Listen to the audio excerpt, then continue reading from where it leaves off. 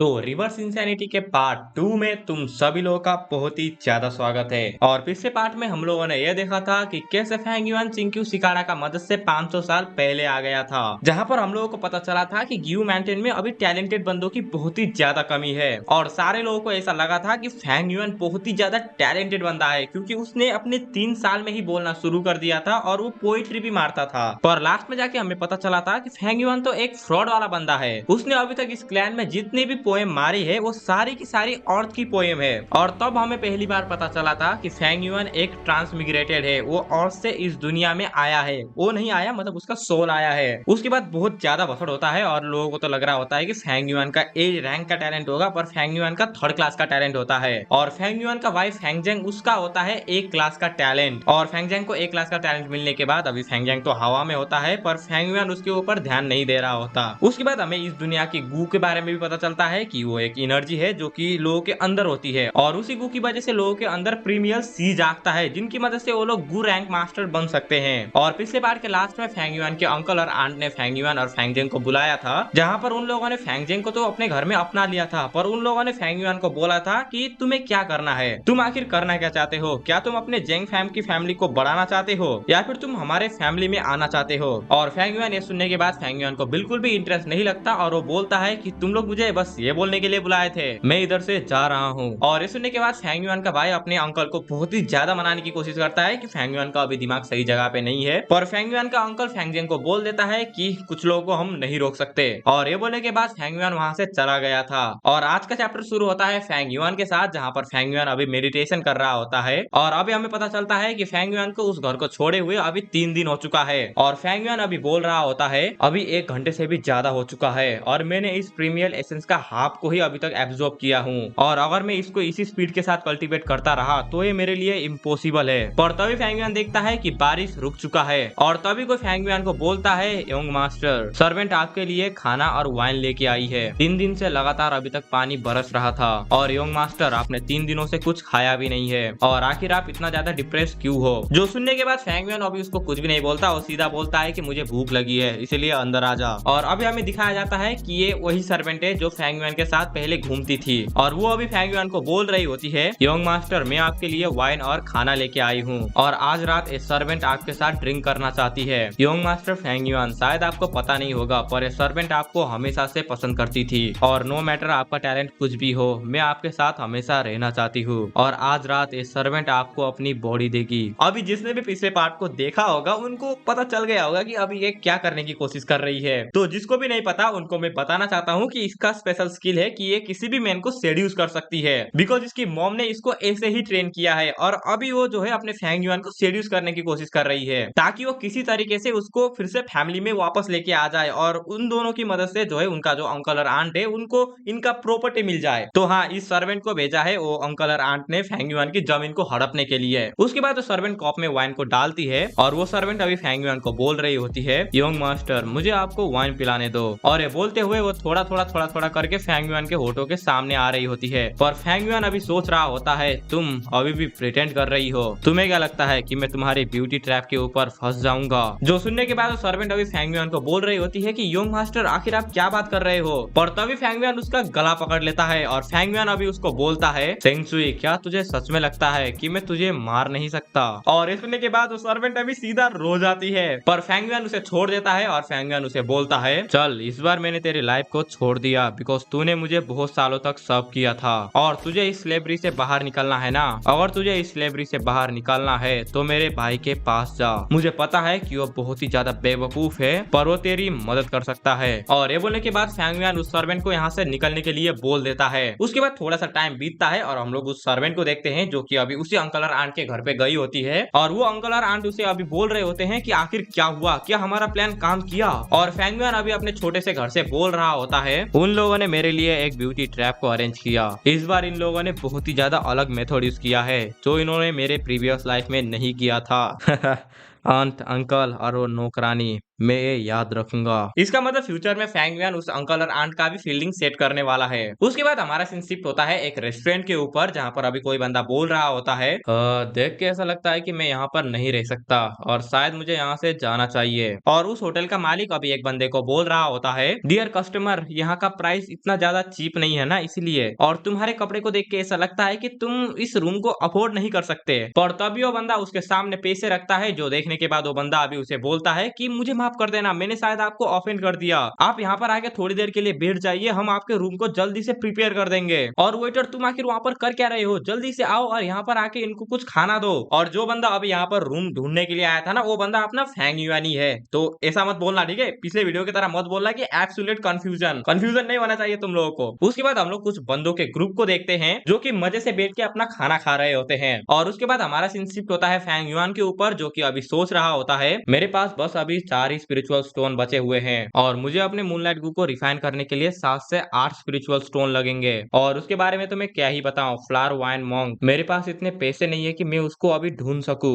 एक spiritual stone, इसका value इतना होता है कि उससे तुम 1 महीने तक अपना घर चला सकते हो। और एक लिक्विड वॉर्म को ढूंढने में एटलीस्ट 20 स्पिरिचुअल स्टोन तो लगते ही है। और अभी मेरा जितना स्ट्रेंथ है उससे तो मैं बस होप ही कर सकता हूँ कि मुझे फ्लावर वाइन मॉन्क का इनहेरिटेंस मिल जाए। पर मैं उस लिक्विड वॉर्म को ढूंढने की बहुत ही ज्यादा कोशिश कर चुका हूँ, पर आखिर एक काम क्यों नहीं कर रहा। उसके बाद तभी फैंग युआन 2-3 बंदों की आवाज सुनता है, जो कि अभी एक बंदे को बहुत ही ज्यादा प्रेस कर रहे होते हैं, बिकॉज उसने अकेले ही वाइल्ड बोर को हरा दिया था। और उसके दोस्त अभी उस होटल के वेटर को बोल रहे होते हैं, अबे ओए वेटर, तेरे पास इस स्टोर में सबसे बेस्ट वाइन कौन सा है, वो वाइन हमें चाहिए, वो वाइन लेके हमें दे। पर वो वेटर अभी उन्हें बोल रहा होता है कि सर, हमारे पास सबसे बेस्ट वाइन तो है, पर वो बहुत ही ज्यादा महंगा है। जो सुनने के बाद अभी वो बंदे बोल रहे होते हैं, क्या तू हमें नीचे देख रहा है क्या, तुझे क्या लगता है कि हमारे पास पैसे नहीं होगा। जिसमें वेटर अभी उन्हें बोलता है, नहीं नहीं, मैं ऐसा नहीं सोच रहा, पर जो अच्छे वाइन होते हैं ना, उनका कॉस्ट 2 स्पिरिचुअल स्टोन तक जाता है। जो सुनने के बाद उन बंदों का अभी फट जाता है। और वो बंदे थोड़ी देर पहले उस वेटर को बोल रहे थे कि क्या तुझे क्या लगता है कि हमारे पास पैसे नहीं है। ऑफ कोर्स भाई, तुम्हारे पास पैसे नहीं है, इसलिए ज्यादा हवा में मत उड़ो। और उनकी ऐसी फटी हुई शक्ल देखने के बाद अभी एक बंदा हंस के बोल रहा होता है, हाँ कितना फनी है ये। जो सुनने के बाद उन बंदों का ईगो हॉट हो जाता है और वो बंदे उसे बोलते हैं, अबे ओए साले, तूने अभी क्या बोला। जिसमें वो बंदा उठता है और वो बंदा उन्हें बोलता है कि साले, तुम लोगों का कान अच्छा नहीं है क्या, या फिर तुम चाहते हो कि मैंने जो बोला मैं उसको फिर से बोलूं। और ये बंदा होता है रैंक 1 का गू मास्टर। जो देखने के बाद वो बंदों का फिर से फट जाता है और वो लोग फिर से उस बंदे से माफी मांगते हैं। और वो बंदा तभी एक वेटर को बोलता है, वेटर, मेरे पास एक वाइन का जार लेके आओ। और उस जार से वो बंदा उस ट्रक लेके सर पे मारता है और वो उसे बोलता है, तुम साले मोटल, तुम लोग मेरे हाथों से मरने के लिए बिल्कुल भी वर्दी नहीं हो।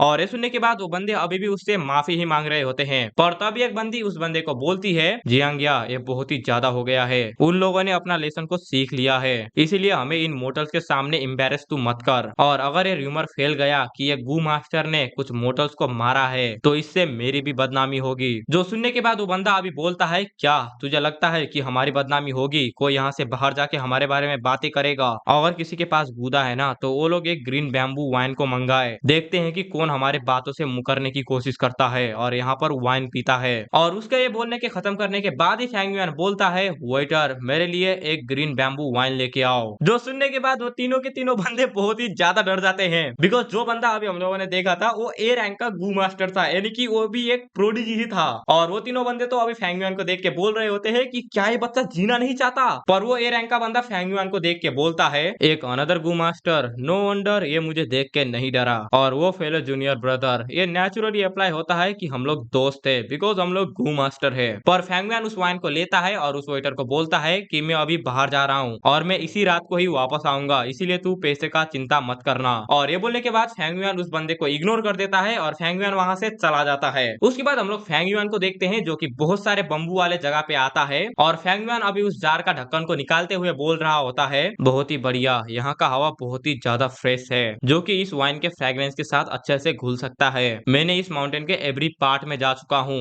सिर्फ इसको छोड़ के, और अभी मेरे पास सिर्फ 2 ही स्पिरिचुअल स्टोन बाकी है, और अगर आज मुझे उसका इनहेरिटेंस नहीं मिला तो सब कुछ खत्म हो जाएगा। आज रात मेरा एक फाइनल गैम्बल होगा। और ये बोलने के बाद फैंग युआन वहां पर थोड़ी देर के लिए रुकता है, पर कुछ भी नहीं होता। जो देखने के बाद अभी फैंग युआन बोलता है, तो मैं फिर से फेल हो गया।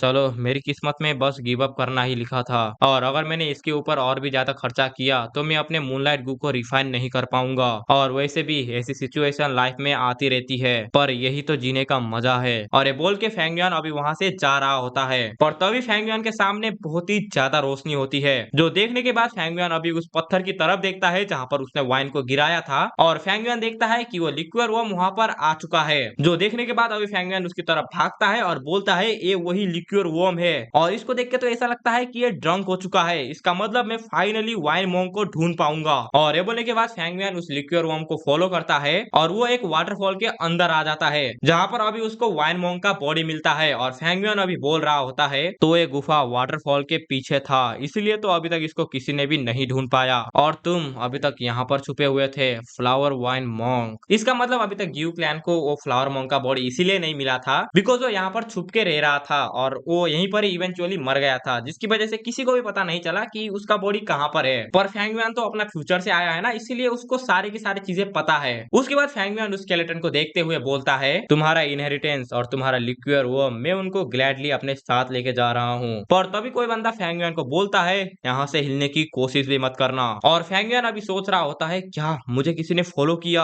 आखिर वो कौन बंदा है, डैम इट अभी मेरे पास जितना ताकत है उससे मैं किसी को भी नहीं हरा सकता, आखिर मैं कितना ज्यादा वीक हूँ। और जिस बंदे ने अभी फेंग युआन को रुकने के लिए बोला अभी वो बंदा बोल रहा होता है मैंने तुझे मेरे एक अटैक से ही पॉइजन कर दिया, और अगर मैं तुझे ठीक नहीं करूंगा तो तू 7 दिन के अंदर ही मारा जाएगा। जो सुनने के बाद अभी फेंग युआन उस बंदे को बोल रहा होता है तुझे मेरा लिक्विड वर्म चाहिए, मैं तुझे वो दे दूंगा। पर तभी फेंग युआन सुनता है वो बंदा फ्लावर वाइन मोंग से माफी मांग रहा है, और जैसे ही फेंग युआन अभी घूम के देखता है वो देखता है कि वो क्लैन लीडर फ्लावर वाइन मोंग के सामने अभी झुक के माफी मांग रहा होता है। इसका मतलब पार्ट 1 में हम लोगों ने जो भी कहानी सुना था ना वो सब कुछ झूठ था, इस ग्यू क्लैन के लीडर ने कभी भी फ्लावर वाइन मोंग को हराया ही नहीं था। और अभी इस क्लैन के लीडर को देखते हुए फ्लावर वाइन मोंग बोल रहा होता है क्या ये बंदा तुम्हारा हीरो है, इस बंदे ने इतनी यंग एज में ही कल्टीवेट करके रैंक 5 तक पहुंच चुका है, और मुझे लगा था कि तुम एक बहुत ही ग्रेट वाले बंदे होगे बट तुम तो बस एक लूजर हो। और फेंग युआन तो अभी सोच रहा होता है अच्छा तो ये है फ्लावर वाइन मोंग, और वो लीडर तो अभी उसके पैर पकड़ के बोल रहा होता है कि प्लीज मुझे छोड़ दो, हमारे क्लैन ने तुम्हें बहुत ही ज्यादा हॉस्पिटैलिटी दिखाया था इसलिए प्लीज मुझे छोड़ दो। जो सुनने के बाद अभी फ्लावर वाइन मोंग बोलता है तुम बस अपने बिजनेस कर रहे थे और तुम्हारा खाने का प्राइस वो भी बहुत ही ज्यादा था, और तुमने मेरे खाने में पॉइजन मिलाने की भी कोशिश किया। मैं अभी तक इस दुनिया में बहुत ही ज्यादा जगह घूम चुका हूँ और इस दुनिया के लोगों को सिर्फ यही पता है कि मेरा नाम है फ्लावर वाइन, और मैं जो कि पॉइजन से इम्यून है। तू सोच रहा था कि तू मुझे पॉइजन करके मार देगा, तुझे बस मेरा सर चाहिए था ताकि तू अपना क्लैन का रेपुटेशन बढ़ा पाए, और तू अभी अपने मिसफॉर्चून के लिए खुद को ही ब्लेम कर बिकॉज तूने मेरे ऊपर अटैक किया। पर वो क्लैन लीडर तो अभी फ्लावर वाइन मोंग से माफी ही मांग रहा होता है कि मैं तुझे सारे के सारे स्पिरिचुअल स्टोन दे दूंगा, बस तू मुझ जैसे कुत्ते का लाइफ को छोड़ दे, मैं जिंदगी भर के लिए तेरा कुत्ता बन जाऊंगा। जो सुनने के बाद फ्लावर वाइन मोंग उसे बोलता है क्या एक कुत्ता, वो भी रैंक 5 का, ये बहुत ही ज्यादा रेयर है, पर क्या तुझे सच में लगता है कि तू मेरे काम भी आएगा। हाउएवर मैंने जो तुझे पॉइजन किया है उसका क्योर सिर्फ मेरे पास है, इसलिए मुझे इस क्लैन के ऊपर रिटेलिएट करने के लिए बिल्कुल भी डर नहीं लगता, और अगर तुझे जिंदा रहना है तो फ्यूचर में मुझे 3000 स्पिरिचुअल स्टोन देना,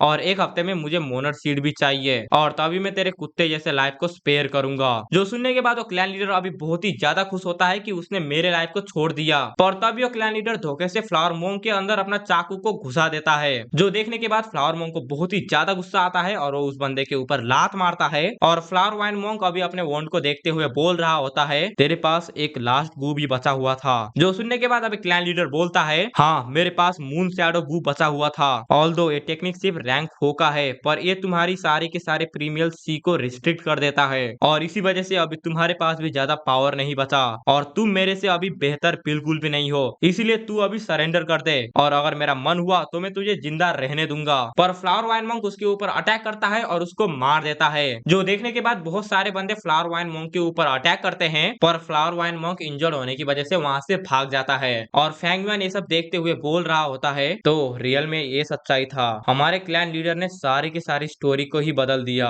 नो वंडर इसीलिए वो गू मास्टर जिसने इसको सबसे पहले ढूंढा था उसने इसकी इनहेरिटेंस को लेने से बहुत ही ज्यादा डर गया, तो वो बंदा जिससे डरा था वो बंदा अपने क्लैन से ही डरा था बिकॉज वो इस प्रोजेक्शन को हटाने चाहते थे। कितना ज्यादा डरपोक था, उसको इस इनहेरिटेंस को ढूंढने में बहुत ही ज्यादा मुश्किल हुआ होगा, और उसने बस इसको ऐसे ही दूसरे लोगों को दे दिया, और जब तक तुम किसी भी चीज को पाने के लिए रिस्क नहीं करते तब तक तुम उस चीज को पा भी नहीं सकते। और ये बोलते हुए अभी फेंग युआन को कुछ चीज मिल गया होता है, और फेंग युआन अभी बोल रहा होता है सिर्फ 15 स्पिरिचुअल स्टोन। ये साला गरीब मादरचोद, इसका लगभग बहुत सारा एनर्जी गायब हो चुका है बिकॉज इसके प्रीमियल एसेंस को कभी भी खाना नहीं मिला। और मुझे ऐसा लगता है कि लिक्विड वर्म ही मेरे लिए सबसे ज्यादा बड़ा रिवार्ड है। मैंने जितना सोचा था इसके पास बहुत ही कम स्पिरिचुअल स्टोन है और शायद इसलिए उस गू मास्टर ने क्लैन लीडर को इसके बारे में इन्फॉर्म किया था। और वो प्रोजेक्शन जिसको मैंने अभी देखा वो सिर्फ एक ही बार यूज हो सकता है। और क्या मैं भी क्लैन लीडर को इस चीज के बारे में रिपोर्ट कर दूं? नहीं, मैं ऐसा नहीं करूंगा क्योंकि इससे हमारा क्लैन का मोरल ही बढ़ेगा। पर अगर मैं इस प्रोजेक्शन को दूसरे विलेज में भेज दूं तो इससे मुझे बहुत ही ज्यादा फायदा हो सकता है। और ये सोच के तो ऐसा लगता है कि वो लिक्विड वर्म नहीं, ये प्रोजेक्शन मेरे लिए सबसे बड़ा रिवार्ड है। और आखिर में ऐसे क्लैन के ऊपर क्यों विश्वास करूं जो कि मेरे लिए एक स्टेपिंग स्टोन ही बनने वाले हैं। और ये बोलने के बाद फैंग युआन फिर से अपने होटल में आता है जहां पर उस होटल का मालिक अभी फैंग युआन को बोल रहा होता है, सर आप वापस तो आ गए ना, आपके लिए मैंने हॉट वाटर को रेडी किया हुआ है, वो अभी आपके रूम में रेडी है, इसलिए आप मुझे फॉलो कीजिए। और क्या आपको भूख लगा है? क्या आप चाहते हो कि हम आपके लिए खाना बनाए? जो सुनने के बाद अभी फैंग युआन उस बंदे को बोलता है, बहुत ही ज्यादा हो गया, चाटना बंद कर और इधर से निकल जा। जो सुनने के बाद वो बंदा अभी वहां से चला जाता है और फैंग युआन अभी सोच रहा होता है अभी मुझे वो लिक्विड वर्म को रिफाइन करना पड़ेगा और एज लॉन्ग एज मेरे पास वाइटल गू है मैं फिर से वापस एकेडमी में जा सकता हूँ और वहां पर जाके मैं एकेडमी डोम में रह सकता हूँ और इसकी मदद से मैं उस क्लैन का रिसोर्सेज का भी यूज कर सकता हूँ। इस होटल में रहना बहुत ही ज्यादा एक्सपेंसिव है, मैं एक बार यहाँ पर रह चुका हूँ और ये इनफ होगा। मेरे पास अभी सिर्फ 17 स्पिरिचुअल स्टोन ही बचे हुए हैं और 5 स्पिरिचुअल स्टोन तो मुझे मेरे मूनलाइट को रिफाइन करने में ही चला जाएगा और 11 स्टोन मुझे लिक्विड गू को रिफाइन करने के लिए लगेगा। इसका मतलब मुझे 16 स्पिरिचुअल स्टोन लगेंगे और मेरे पास लास्ट में बचेगा सिर्फ एक ही स्पिरिचुअल स्टोन। ऑल्दो ये वाला लिक्विड वर्म ये रैंक 1 का है जो कि बहुत ही ज्यादा रेयर और डिफिकल्ट होते हैं रिफाइन करने के लिए, बट ये लिक्विड वर्म मेरे टैलेंट को बढ़ा सकता है। नो मैटर व्हाट मुझे इस लिक्विड वर्म को रिफाइन करना ही पड़ेगा। सबसे पहले मैं अपने प्रीमियल सी में फोकस करूंगा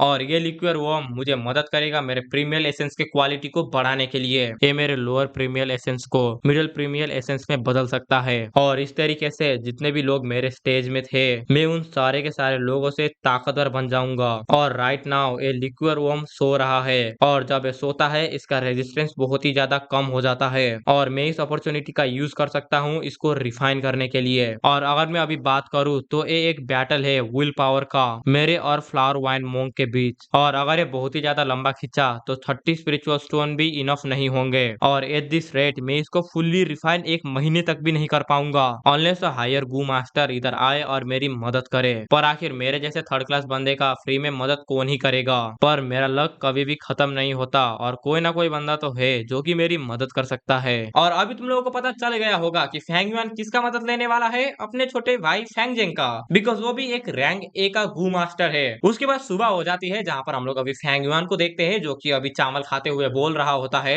मैंने पूरी रात उस लिक्विड वर्म को रिफाइन किया और अभी तक मैं उसका 1% तक भी नहीं पहुंचा। एक एक्सपर्ट से जैसे हम लोग एक्सपेक्ट कर सकते हैं वो फ्लावर वाइन मोंग का विल पावर बहुत ही ज्यादा ताकतवर है, पर मेरे फ्यूचर के लिए मुझे इस गू को रिफाइन करना ही पड़ेगा। और अभी हम लोग देखते हैं कि फैंगजेंग अभी फैंग युआन के पास आया होता है और वो अभी फैंग युआन को बोल रहा होता है, भाई आखिर तुम कल घर क्यों नहीं आए और तुम क्या मुझे बताओगे कि तुमने सेंचुरी के साथ क्या किया। इसका मतलब फैंगजेंग यहाँ पर अपने भाई को वापस घर ले जाने के लिए नहीं आया, फैंग युआन ने सेंचुरी को रुला दिया था ना, इसलिए वो बस यहाँ पर बदला लेने के लिए आया है। उसके बाद फैंगजेंग फैंग युआन को और बोलता है कि वो सर्वेंट जो है वो जब से फैंग युआन को मिलके आई है तब से वो बस रो ही रही है और फैंगजेंग ने उसको कंफर्ट करने की कोशिश किया पर वो फिर भी कंफर्ट नहीं हुई। और क्या तुम ये सब एक्सप्लेन करना चाहोगे? पर फैंग युआन तो अब भी अपना चावल को खा ही रहा होता है, जो देखने के बाद अभी फैंगजेंग को बहुत ही ज्यादा गुस्सा आता है और वो फैंग युआन को बोलता है, मुझे पता है कि तू डिप्रेस्ड है बिकॉज तेरा थर्ड क्लास का टैलेंट है, बट उसने तुझे इतने सालों तक सर्व किया है, वो इसको बिल्कुल भी डिजर्व नहीं करती। तू उसको ऐसे ही बुली नहीं कर सकता बिकॉज तू अपने लाइफ से अनहैप्पी है और ये उसके लिए बिल्कुल भी फेयर नहीं है। और फैंग युआन के ऐसा सुन के दिमाग घूम जाता है और वो अपने भाई के ऊपर चाटा बजा देता है और अभी फैंग युआन अपने भाई को बोलता है, गधा कहीं का, आखिर तेरी हिम्मत कैसे हुई कि तुम मुझसे ऐसी आवाज में बात करे, सेंचुरी बस एक नौकर है और क्या तू उसकी वजह से मुझे भूल गया कि मैं तेरा भाई हूँ। और अभी फैंगजेंग ने फैंग युआन के हाथों से मार खाया होता है, इसलिए वो अभी फैंग युआन को बोल रहा होता है, भाई तुमने मुझे मारा पर आज से पहले तुमने मुझे कभी भी नहीं मारा था। और ये बोलने के बाद पता नहीं फैंगजेंग को और क्या हो जाता है, उसके बाद वो फैंग युआन के ऊपर और चिल्लाता है कि तुम बस बहुत ही ज्यादा जेलस हो क्योंकि तुम बस एक थर्ड क्लास के टैलेंट हो और तुम मुझसे बहुत ही ज्यादा जलते हो, इसलिए तुम मुझे इसके लिए ब्लेम नहीं कर सकते because this is what the haven had wanted. यानी कि वही भगवान यही चाहते हैं कि फेंग युआन एक थर्ड क्लास का टैलेंट रहे और जो फेंग जेंग है वो एक ए क्लास का टैलेंट रहे। पर फेंग युआन ये सुनने के बाद फिर से अपने भाई के ऊपर चाटा बजा देता है और फेंग युआन अभी अपने भाई को बोलता है, तू साले बेवकूफ, तू क्या भूल गया कि जब तू छोटा था तब मैंने तुझे कैसे ट्रीट किया था? और क्या तू सच में सोचता है कि अगर मैं यहाँ पर नहीं होता तो तू उस दिन से अभी तक जिंदा भी रहता? और अभी तू मेरे एक्शन के ऊपर क्वेश्चन उठा रहा है, वो भी उस नौकरानी की वजह से। क्या तेरे दिल को एक कुत्ता खा गया है? और ये सुनने के बाद फेंग जेंग को अभी अपने सारे के सारे मोमेंट याद आ रहे होते हैं, जैसे कि फेंग जेंग ने अपना न्यू क्लोथ्स को अपने भाई को दे दिया था जब उसको भूख लगा था, तब फेंग जेंग ने अपना खाना भी अपने भाई को दे दिया था। और जब कोई फेंग जेंग को बुली करता था तब फेंग युआन उसके सामने आके उसको बचाता था। और ऐसा सोचने के बाद अभी फेंग जेंग फेंग युआन को बोलने वाला होता है, पर फेंग युआन फेंग जेंग को बोलता है, इसके बारे में तो भूल जा, क्योंकि तूने हमारे रियल के मदर और फादर को भी अबैंडन कर दिया है, तो वैसे भी तेरा भाई होने का अभी कोई भी मतलब नहीं होता। और आज से और अभी से तू मेरा यंगर ब्रदर बिल्कुल भी नहीं है और मैं भी आज से तेरा एल्डर ब्रदर बिल्कुल भी नहीं हूँ। मुझे पता है कि तुझे सेंचुरी बहुत ही ज्यादा पसंद है और मैंने उसके साथ अभी ऐसा वैसा कुछ भी नहीं किया, वो अभी भी वर्जिन ही है। और अगर तू मुझे 6 स्पिरिचुअल स्टोन दे देगा तो मैं उसे तुझे दे दूंगा, वो भविष्य जिसमें वो तेरी होगी। जो सुनने के बाद अभी फेंगजेंग उसे बोलने की कोशिश कर रहा होता है कि आखिर तू ये कैसे कर सकता है, पर फेंगजेंग उसे बोलता है, तू ट्रेड करेगा या फिर नहीं, जिसमें फेंगजेंग ट्रेड करने के लिए मान जाता है। और फेंग युआन उसे बोलता है, ठीक है, मैंने तेरा स्पिरिचुअल स्टोन को ले लिया है और अभी से इधर से निकल जा।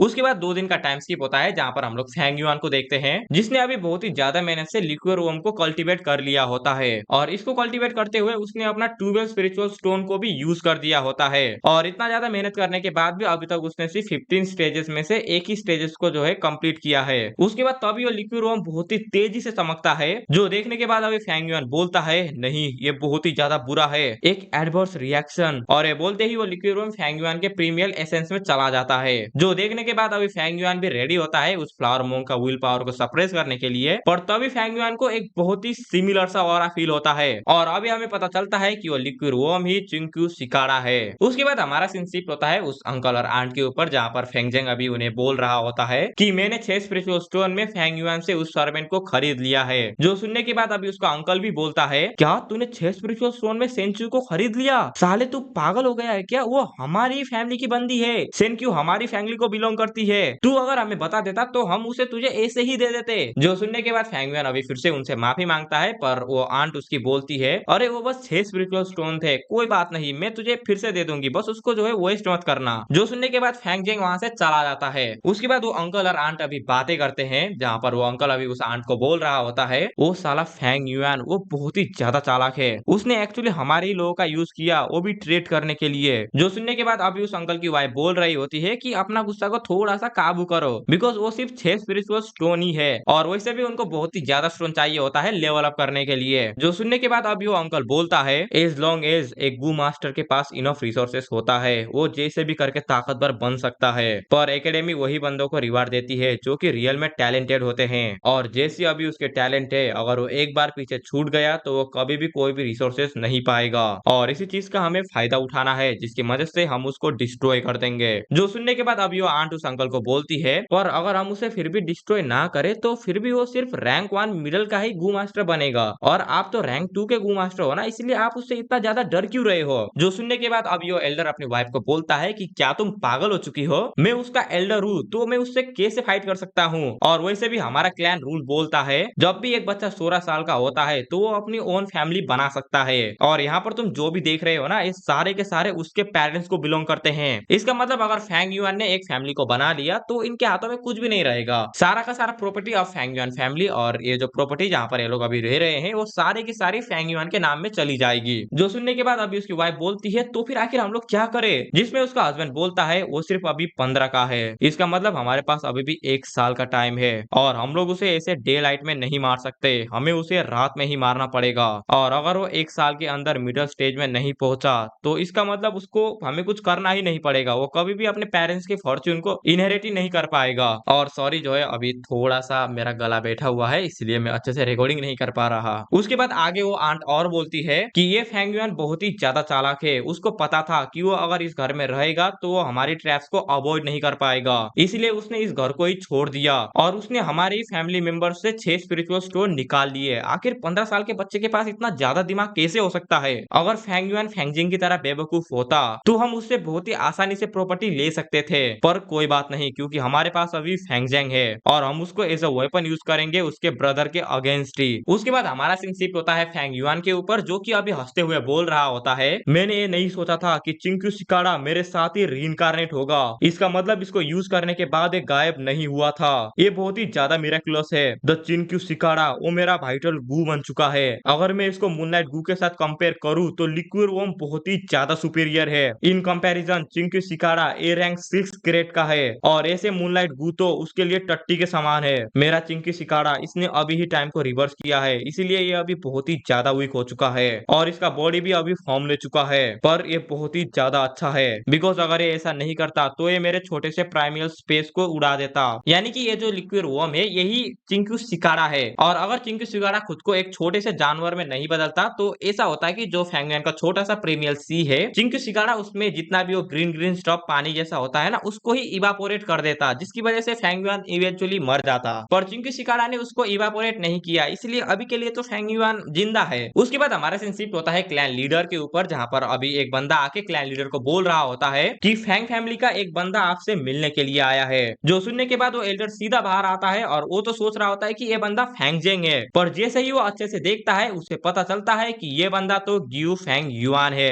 जिसने अभी अपने मूनलाइट गू को रिफाइन कर लिया है। जो देखने के बाद तो उसे विश्वास नहीं हो रहा होता कि फैंग युआन फर्स्ट प्लेस में आ चुका है, पर क्लैन लीडर ने प्रॉमिस किया था इसलिए वो उसको स्पिरिचुअल स्टोन दे देता है। उसके बाद दूसरा दिन होता है जहाँ पर हम लोग फैंगजेंग को देखते हैं जो कि अभी भागते हुए उस क्लैन लीडर के पास जा रहा होता है। पर तभी दो लोग फैंगजेंग को बोलते हैं, अरे ये तो वो फैंगजेंग नहीं है क्या? हाँ ये बिल्कुल अपने भाई की तरह दिखता है और हाँ तुम यहाँ पर आने के लिए लेट हो चुके हो, तुम्हारे भाई पहले फर्स्ट आ चुका है। जो सुनने के बाद फैंगजेंग को तो विश्वास नहीं होता, वो बोलता है कि वो बस थर्ड क्लास का है, तुम लोगों को कुछ गलती हुआ होगा। जो सुनने के बाद वो बंदा अभी बोलता है कि नहीं बिल्कुल भी गलती नहीं हुआ है, क्लैन लीडर ने खुद ही इस मैटर को कंफर्म किया है। और ये बोलने के बाद फैंगजेंग उस पोस्टर की तरफ देखता है जहाँ पर लिखा हुआ होता है first place Gu Fang Yuan, और फैंग युआन को अभी रिवार्ड में 20 स्पिरिचुअल स्टोन मिले हुए होते हैं। जो देखने के बाद अभी फैंगजेंग का दिमाग सटक जाता है और फैंगजेंग अभी सोच रहा होता है आखिर कैसे पॉसिबल हो सकता है, आखिर इसने ऐसा कैसे किया? अगर वो सेकंड क्लास के बंदे अगर वो लोग ऐसा ले आते तो मैं कुछ समझ पाता, पर ये बंदा जो थर्ड क्लास का है आखिर इसने कैसे किया? मैंने बहुत ही ज्यादा मेहनत किया था, मैंने उससे तो बहुत ही ज्यादा मेहनत किया था, और जब मैं ये सब मेहनत कर रहा था तब वो बंदा बस पी के कहीं पर सोया हुआ था। क्या इस दुनिया में कोई भी जस्टिस नहीं है? मुझे लगा था कि मैं ह्यूज माउंटेन के टॉप में पहुंच गया, पर आखिर क्यों? और फैंगजेंग के ये बोलने के बाद हमें बहुत सारे स्टूडेंट का रिएक्शन दिखाया जाता है कि बहुत सारे लोग ये रिजल्ट देख के बहुत ही ज्यादा शॉक है कि फैंगजेंग जो है फर्स्ट नहीं आया। और हमें ये भी बताया जाता है कि पार्ट 1 के जो दो बंदे थे जिनका रैंक जो है सेकंड रैंक आया था, उन लोगों ने भी अभी तक अपना जो है अवाकेन नहीं कर पाए हैं। उसके बाद हमारा सीन शिफ्ट होता है वो थर्ड एल्डर के बेटे के ऊपर, जिसका उसने जो है फेक रिजल्ट बनाया था सेकंड गू मास्टर का। तो वो एल्डर अभी उस अपने बच्चे को बोल रहा होता है कि तुम्हारा बॉडी बहुत ही ज्यादा कमजोर है, तुम एक बस थर्ड क्लास के टैलेंट हो, इसलिए जो ये मूनलाइट गू है इसको भी मैं थर्ड क्लास में सप्रेस कर दूंगा, जिसकी मदद से तुम इसको अच्छे से रिफाइन कर पाओगे। जो सुनने के बाद वो बंदा भी अभी अपने ग्रैंडफादर से थैंक यू बोल रहा होता है। और अभी कुछ कुछ लोग फैंगजेंग का मजाक बना रहे होते हैं कि फर्स्ट क्लास के होने के बाद भी फैंगजुआन से हार गया, छी। और फैंगजेंग तो अभी सोच रहा होता है कि भाई तुम बस रुको, अगली बार मैं तुमसे बिल्कुल भी नहीं हारूंगा। और अभी मुझे थोड़ा सा बात करना है, जो एल्डर ने अभी किया ना, उसने वो मूनलाइट गू को जो है थर्ड क्या बोलते हैं, थर्ड मैं नाम भूल गया यार, हाँ वो मूनलाइट गू को थर्ड रैंक में सप्रेस कर दिया ना, तो शायद यही वो की मोमेंट होगा जिसकी वजह से उसको जो है बाद में एल्डर को पता चलेगा कि इसने जो है चीटिंग किया है। मुझे ऐसा लगता है, मुझे आगे का नहीं पता पर हाँ मुझे ऐसा लगता है। उसके बाद हमारा सीन शिफ्ट होता है एक ट्रेनिंग ग्राउंड के ऊपर, जहां पर अभी बहुत सारे लोग प्रैक्टिस कर रहे होते हैं। और सारे लोगों को प्रैक्टिस करते हुए देख के अभी फैंगजेंग तो सोच रहा होता है कि यहाँ पर मैं ही जीतूंगा। ब्रदर उस टाइम में लकी हो गए थे, पर यहाँ पर फर्स्ट प्लेस मैं ही जीतूंगा। पर तभी को एक बंदा बहुत ही खतरनाक मून ब्लेड मारता है, जो कि उस डमी वाले स्केरक्रो का सर को सीधा काट के चला जाता है। जो देखने के बाद अभी फैंगजेंग सोच रहा होता है वो मून ब्लेड आखिर उसको अभी किसने फेंका? क्या उसे फेंकने वाले तुम थे फैंग युआन? तो अभी जिसको भी समझ नहीं आया, बहुत सारे बंदे ने अभी अपना मूनलाइट गू को जो है अवाकेन किया है ना, इसलिए वो अभी अपने पावर का टेस्टिंग कर रहे हैं उस डमी स्केरक्रो के ऊपर। और जैसे कि मैंने तुम्हें पार्ट 1 में बताया था, जिसका जितना ज्यादा पोटेंशियल होगा उनका पावर उतना ही ज्यादा होगा। तो हाँ इधर यही चीज हमें दिखाने की कोशिश किया जा रहा है। उसके बाद वो क्लैन लीडर एक बच्चे के पास आता है और वो उसे पूछता है जो अटैक अभी वो गया था वो इसी डायरेक्शन से आया था, क्या वो तुम थे जिसने अटैक को किया? जिसमें वो बच्चा बोलता है कि हाँ ऐसा हो सकता है। पर दूसरी तरफ अभी फैंगजिन सोच रहा होता है कि ओ माय गॉड, मैं अभी ही एक्सपोज हो जाता, शायद मुझे थोड़ी देर के लिए अंडरग्राउंड होना पड़ेगा। उसके बाद सारे के सारे बच्चे अपना ट्रेनिंग को खत्म करते हैं और हम लोग अभी अभी इस बंदे को देखते हैं जिसको हम लोगों ने उस रेस्टोरेंट में देखा था, और वो बंदा अभी वही स्केरक्रो को बेच रहा होता है, पर उससे कोई भी स्केरक्रो को नहीं खरीद रहा होता, जिसकी वजह से अभी उसको बहुत ही ज्यादा गुस्सा आ रहा होता है। पर तभी उसके पास फेंगयुआन आता है जो कि उससे 10 स्केरक्रो को ले जाता है। उसके बाद फेंगयुआन अपने होटल में वापस आता है जहाँ पर वो अभी बैठ के खाना खा रहा होता है, और खाना खाते हुए अभी फेंगयुआन सोच रहा होता है, राइट नाउ अभी मुझे मेरे गू को खिलाने के लिए बहुत ही ज्यादा प्रॉब्लम हो रहा है। मूनलाइट गू मोर्चिक पेटल्स को खाता है और liquid worm green bamboo wine को खाता है। सिर्फ ये दो गू को खिलाने के लिए मुझे एक दिन में एक स्पिरिचुअल स्टोन यूज करना पड़ रहा है। ऑल्दो मेरे पास अभी भी थोड़े बहुत स्पिरिचुअल स्टोन है, बट लेटली इनको खिलाना बहुत ही ज्यादा मुश्किल हो चुका है, और अभी मेरे पास सिर्फ 22 स्पिरिचुअल स्टोन ही बचे हुए हैं। ये तो बहुत ही अच्छी बात है कि मेरा चिंकू शिकारा मेरे पास वापस आ चुका है, बिकॉज अगर ऐसा नहीं होता तो अभी मैं इसे बैठ के नहीं खा रहा होता, और मुझे ऐसा लगता है कि मुझे मेरे सिचुएशन को सुधारने के लिए कुछ करना तो पड़ेगा। और जब फेंगयुआन ये सब सोच रहा होता है तभी वहां पर उस होटल का मालिक आ जाता है जो कि अभी फेंगयुआन को बोल रहा होता है अगले आने वाले 10 दिन में यहाँ पर बहुत सारे कैरवन्स आने वाले हैं, जिसकी वजह से वो लोग बहुत ही large amount of green bamboo wine को खरीदेंगे, और मुझे थोड़ा सा डर लग रहा है कि शायद हम लोग आउट ऑफ स्टॉक हो जाएंगे। मुझे पता है कि आपको ग्रीन बैम्बू वाइन पीना बहुत ही ज्यादा पसंद है, पर शायद आपको उस टाइम पे पीने के लिए नहीं मिलेगा। जो सुनने के बाद अभी फेंगयुआन बोलता है ग्रीन बैम्बू का एक जार 4 दिनों के लिए टिक सकता है, और अगर मैं ऐसे अचानक से डिफरेंट टाइप ऑफ वाइन में बदल जाऊंगा तो मुझे बहुत ही लार्ज अमाउंट में उसे खरीदना पड़ेगा, जिसकी वजह से मेरा स्पिरिचुअल स्टोन बहुत ही जल्दी खत्म होगा। जो सोचने के बाद अभी फेंगयुआन उस ओनर को बोलता है कि ठीक है, मुझे अभी के लिए उस वाइन के 5 जार मेरे रूम में डिलीवर कर दो। उसके बाद 3 दिनों का टाइम स्किप होता है जहाँ पर हम लोग अभी इस बंदे को देख रहे होते हैं जो कि अभी स्टूडेंट को बोल रहा होता है अगर तुम्हारा मून ब्लेड ने सारे के सारे तुम्हारा प्रीमियल एसेंस को खा लिया है तो तब तुम्हें अपने फिजिकल बॉडी में रिलाई होना पड़ेगा, क्योंकि उस टाइम पे तुम्हारे पास प्रीमियल एसेंस कुछ भी नहीं बाकी होगा। Every Gu master should first practice with their hands and feet during their early stages of cultivation, और तुम सारे के सारे बंदों को इस बात को याद रखना पड़ेगा वरना तुम बहुत ही ज्यादा रिग्रेट करोगे। और ये बोलने के बाद वो बंदा उस स्केरक्रो के ऊपर पंचिंग मारना शुरू करता है, और अभी क्या होने वाला है कि वो जो एल्डर्स है वो क्लैन का वो लोग बहुत सारे स्केरक्रो को लेकर आएंगे, और जितने भी वहां के स्टूडेंट थे वो सारे के सारे उस स्केरक्रो के ऊपर अपना मूनलाइट सोर्ड मारेंगे, और जिसका बहुत ही ज्यादा अच्छा मूनलाइट सोर्ड होगा उनको ज्यादा रैंक मिलेगा और ज्यादा रिसोर्सेस मिलेगा। बस इसमें इतना ही है। उसके बाद अभी वहां पर दो बंदे आते हैं जो कि दोनों को दोनों सेम अटैक मारते हैं उन दोनों स्केरक्रो के ऊपर, जिसमें एक बंदा जीत जाता है और दूसरा बंदा हार जाता है। उसके बाद अभी बारी आती है फेंगजेंग की, और फेंगजेंग अभी सोच रहा होता है कि इस बार तो मैं अपने भाई को सरपास कर ही दूंगा, और ये बोलने के बाद फेंगजेंग अभी अपना अटैक कर देता है, पर फेंगजेंग से अभी बहुत ही ज्यादा गलती हो जाती है बिकॉज फेंगजेंग ने अपनी टारगेट को मिस कर दिया होता है, पर फेंगजेंग के पास बहुत ही ज्यादा लक होता है इसलिए उसका अटैक सीधा जाता है उस स्केरक्रो के गले में लगता है,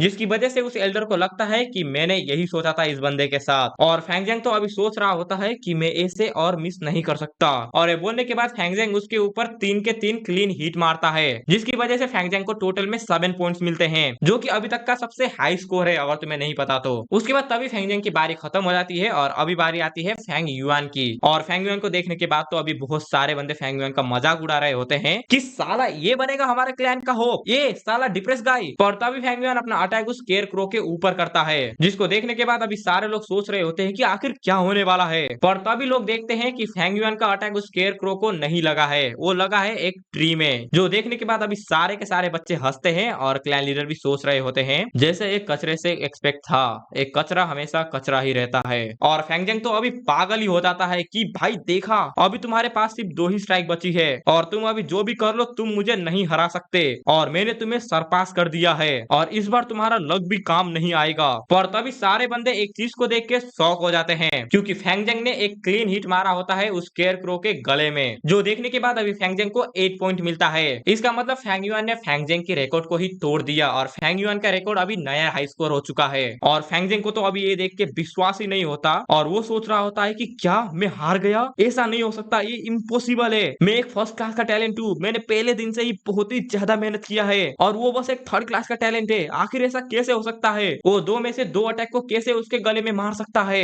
हाँ ऐसा हो सकता है, ये लक हो सकता है उसका, मैं इसको एक्नॉलेज नहीं करूंगा, मुझे एक रीमैच चाहिए। और ये बोलने के बाद फेंगजेंग अभी अपने क्लैन लीडर को बोलता है कि वो बंदा चीटिंग कर रहा है। तो सुनो, अभी जिसको भी समझ नहीं आया, जो फेंगजेंग है ने जो डमी है उसके ऊपर सिर्फ एक ही हिट किया था उसके गले के ऊपर, और बाकी जो 2 हिट बचे थे उसने उसके बॉडी के ऊपर किया था, इसलिए उसको 7 पॉइंट मिले, पर फेंगयुआन ने अपने पहले अटैक को जानबूझ के मिस किया ताकि सारे लोगों को लगे कि फेंगयुआन एक कचरा है, और जब सारे सारे लोगों को ऐसा लगा कि फैंगजैंग एक कचरा है, तब उसने 2 क्लीन हिट मारे उसके गले पे, सॉरी, जिसकी वजह से अभी फैंगजैंग को ऐसा लग रहा है कि जो है फेंग युआन ने चीटिंग किया है और उसके साथ बहुत ही ज्यादा लक है। पर ऐसा नहीं है, क्योंकि फैंगजैंग ने उसको क्लीन हिट इसीलिए मार पाया बिकॉज उसके पास 500 साल का इन एक व्हाट द फक एक्सपीरियंस है। और आगे रिवर्स इंसैनिटी में क्या होगा ये तो तुम्हें आगे ही पता चलेगा। तब तक के लिए तुम लोग जो है इन दो में से कोई भी वीडियो जाके देख सकते हो। मैं तुम लोगों से वहीं पर मिलूंगा और मुझे बहुत ही ज्यादा नींद और मेरा आंख अभी बहुत ही ज्यादा भारी हो चुका है, इसीलिए तब तक के लिए गुड बाय।